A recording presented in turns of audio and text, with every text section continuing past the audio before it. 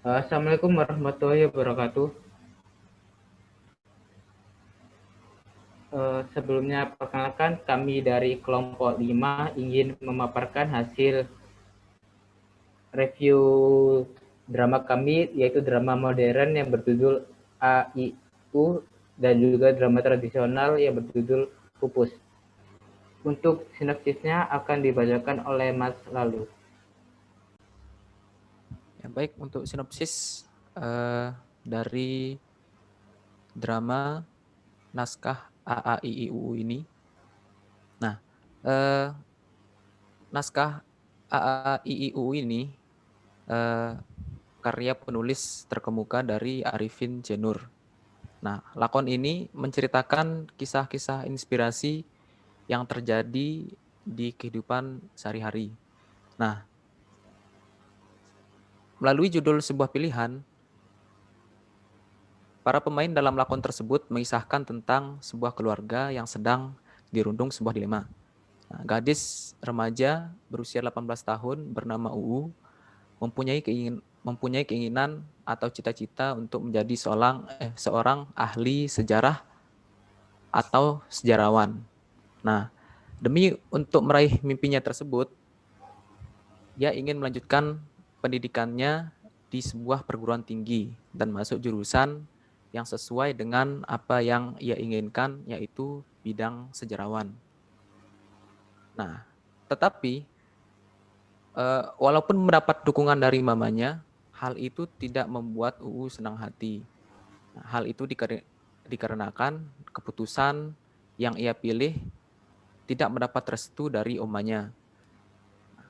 Dalam sebuah dialog, omanya selalu mematahkan pendapat UU dan berharap agar UU memilih kembali keinginannya tersebut. Uh, uh, nah, nah, karena keterbatasan omanya tentang jenis, peluang, atau penghasilan dan pekerjaan membuat hal tersebut memicu konflik dalam keluarga tersebut. Nah, di sini omanya berpikir bahwa pekerjaan yang mampu menghasilkan uang yang banyak itu adalah pekerjaan yang terbaik dan harus dipilih oleh UU. Nah, karena perselisihan yang makin memanas tersebut, UU pun memilih untuk mengurung diri di kamar dan mengancam akan mogok makan. Hal itu membuat Oma, AA, II, dan mamanya panik karena UU mempunyai riwayat penyakit yang tidak boleh disepelekan. Nah, rasa khawatir itulah yang membuat omanya mendatangkan Tante Ira dan Tante Susi. Nah, itu merupakan kerabat dekat dari keluarganya. Nah, kedua tante ini diharapkan dapat membujuk dan meyakinkan UU bahwa cita-cita yang ia pilih sebagai sejarawan atau ahli sejarah itu merupakan cita-cita yang salah.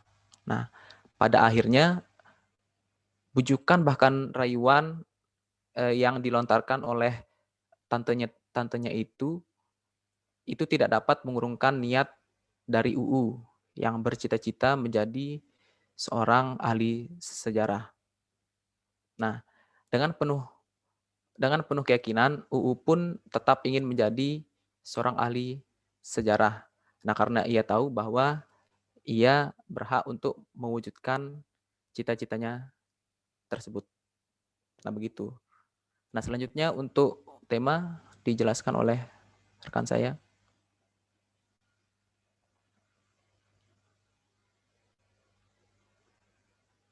Untuk drama modern ini yaitu tentang kehidupan sosial. Kemudian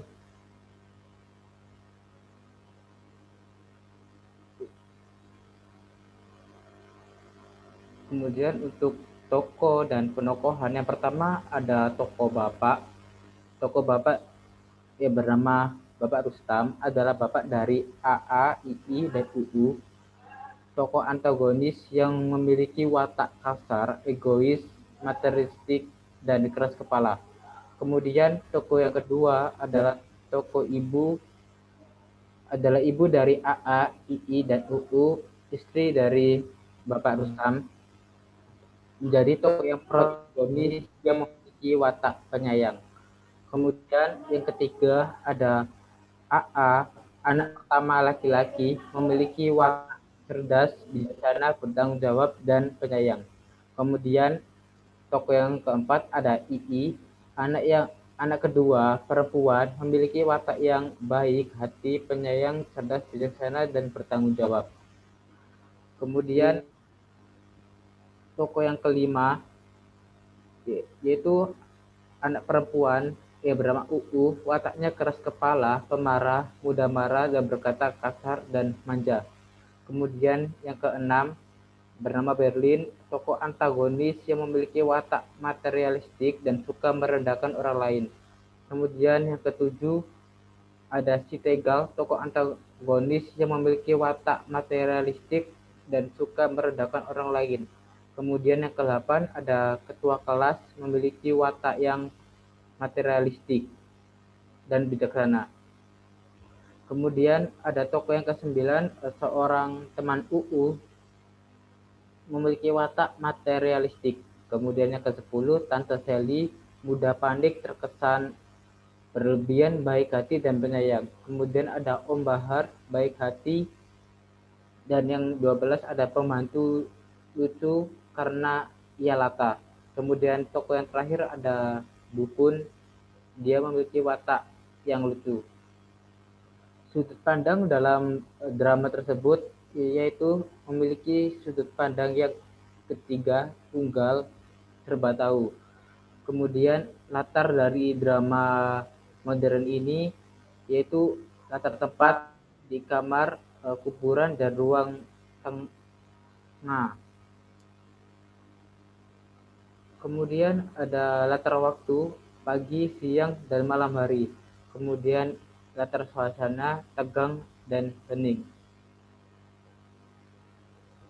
Konflik dalam drama ini yaitu awal mula konflik yaitu ketika UU memberitahu ibunya bahwa ia ingin masuk jurusan sejarah dan menjadi ahli sejarah. Lalu sang ibu, tokoh ibu memberitahu kepada tokoh bapak tentang keinginan UU tersebut, namun tokoh bapak menolak dengan keras dan tegas bahwa UU tidak boleh masuk jurusan sejarah dan menjadi ahli sejarah seperti yang diharapkan UU. Hal itu karena toko bapak mempertimbangkan dari segi komersialnya bahwa menjadi ahli sejarah tidak akan menjamin kehidupan seseorang sampai pada akhirnya toko ibu dan toko bapak tenggelam dalam perdebatan. Amanat dalam drama tersebut yaitu tidak baik memaksanakan kehendak kepada anak. Jika anak ingin menjadi ahli sejarah, sudah sepatutnya sebagai orang tua mendukung, memfasilitasi, serta memberikan semangat dan motivasi kepada anak tersebut. Selanjutnya akan dilanjutkan oleh Mas Yogi. Baik, saya akan melanjutkan review dari kelompok naskah modern. Yang naskah tersebut berjudul AAIIUU karya Arifin Jenur tentang mengenai tata panggung.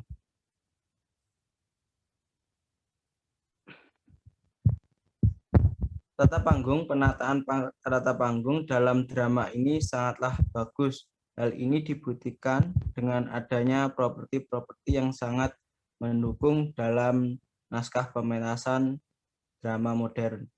Tata panggung dalam drama ini juga disesuaikan dengan persyaratan sejarah dalam artistik sutradara dan yang dinama di mana pertunjukan akan berlangsung jika seseorang manajer panggung sebelum melakukan pengaturan panggung. Selanjutnya akan dijelaskan oleh Mas Lalu. Nah, selanjutnya yaitu tata musik. Tata musik merupakan poin penting dalam drama. Hal ini karena dengan adanya musik dapat menciptakan suasana pementasan yang lebih menjiwai dan penonton pun ikut masuk di dalam drama tersebut. Nah, contohnya saja musik di dalam lakon ini.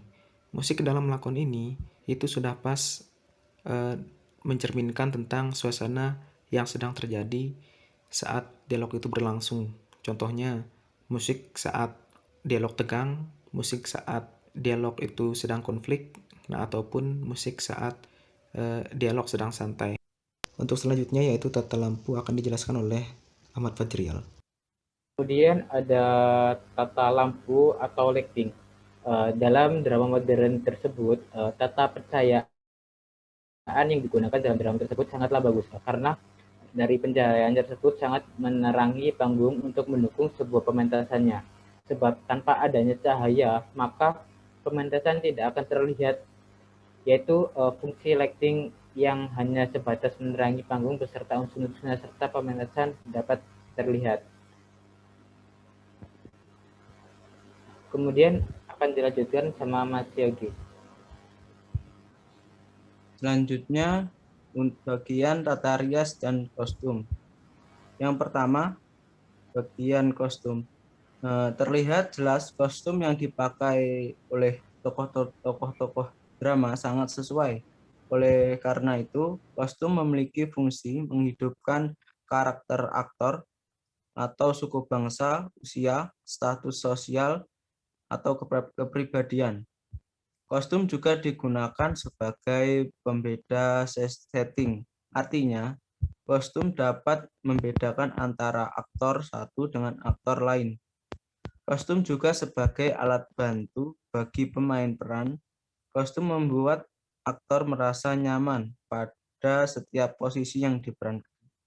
Kostum memberikan efek visual, gerak, dan dapat menambah keindahan. Dan selanjutnya yaitu bagian rias atau make up. Riasan yang ada di wajah tokoh sangat bagus dan sesuai dengan karakter tokoh tersebut. Untuk menciptakan wajah aktor yang diinginkan sesuai dengan tuntunan naskah. Tata rias harus memperlihatkan tata lampu agar tidak sia-sia.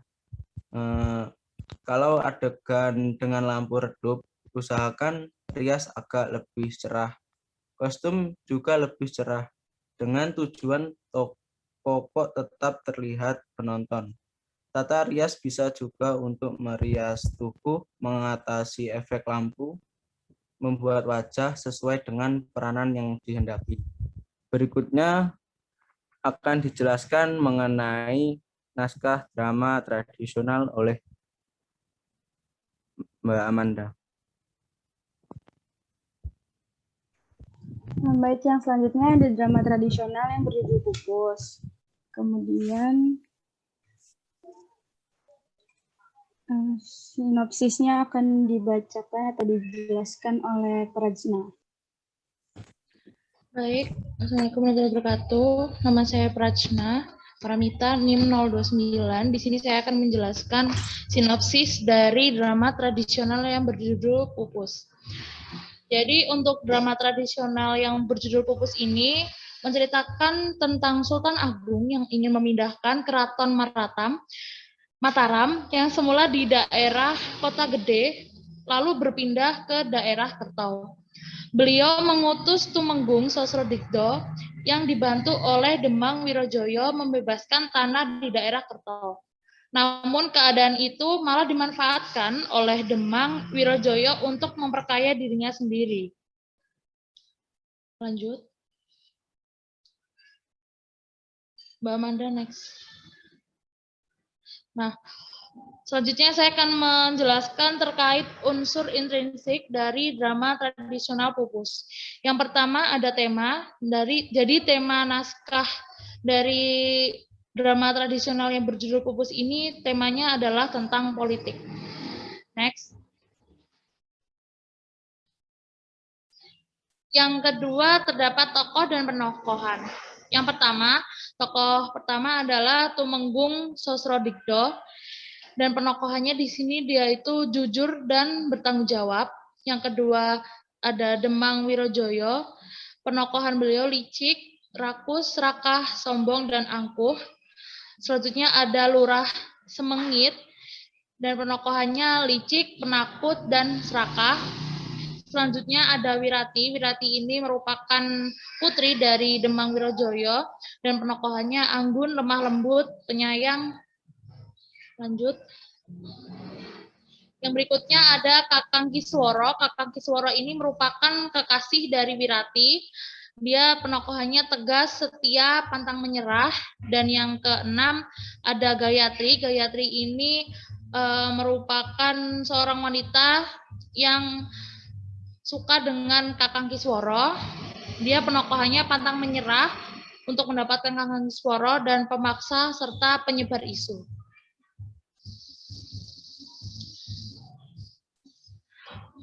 Untuk sudut pandang, memiliki sudut pandang orang ketiga yaitu tunggal. Untuk alurnya, dari alur drama tradisional Pupus ini, alur drama tersebut adalah alur maju. Latar tempatnya ada di Rumah Demang dan juga Taman. Rumah Demang ini dia latar tempatnya digunakan untuk Demang Wijoyo dan juga Lurah Semengit dalam melakukan konspirasi korupsi. Kalau untuk tamannya, taman ini digunakan Kakang Kisworo dan juga Wirati untuk bertemu. Untuk latar waktunya pagi hari.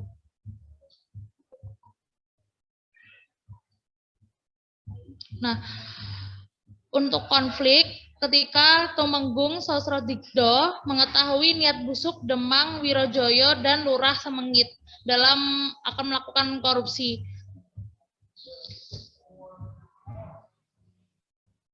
Amanatnya, jadilah orang yang jujur dan bertanggung jawab ketika diberikan amanah. Yang selanjutnya akan dijelaskan oleh Mbak Amanda.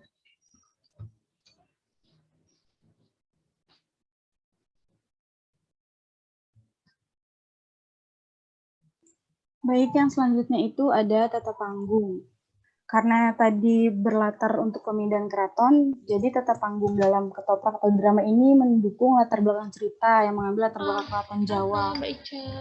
Dengan penggunaan properti khas Jawa yang biasa ditemukan di dalam kediaman masyarakat Jawa maupun di dalam keraton. Lalu yang selanjutnya itu ada tata musik. Dalam ketoprak ini memakai tata musik yang juga mendukung sebagaimana tata panggung, yaitu yang berlatarkan keraton Jawa, menggunakan musik-musik kerincing Jawa sebagai latar musiknya. Tetapi ada satu bagian yang kurang pas, nada seruling yang dimainkan oleh Kakang Kisworo bernadakan khas Sunda, sehingga kurang pas jika digunakan dalam ketoprak Pupus yang berlatarkan tentang keraton Jawa. Iya, tapi nggak gitu.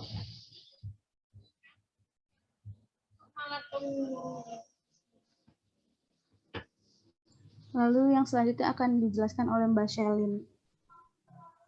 Ya, yang terakhir ada tata lampu. Pencahayaan dengan komposisi yang pas telah ditemukan dalam ketoprak ini. Tidak ada overlighting yang mengakibatkan makeup yang dikenakan para aktor tetap nampak. Next. Tata rias dan kostum. Rias atau makeup, tata rias dari para tokoh, terutama tokoh wanitanya, terkesan anggun, elegan, ditambah dengan sanggul sebagai riasan kepala menambah khas citra Jawa. Kostumnya, kostum yang dikenakan para aktor, yaitu pakaian tradisional dari suku Jawa seperti kebaya, jarik, beskap, dan blangkon.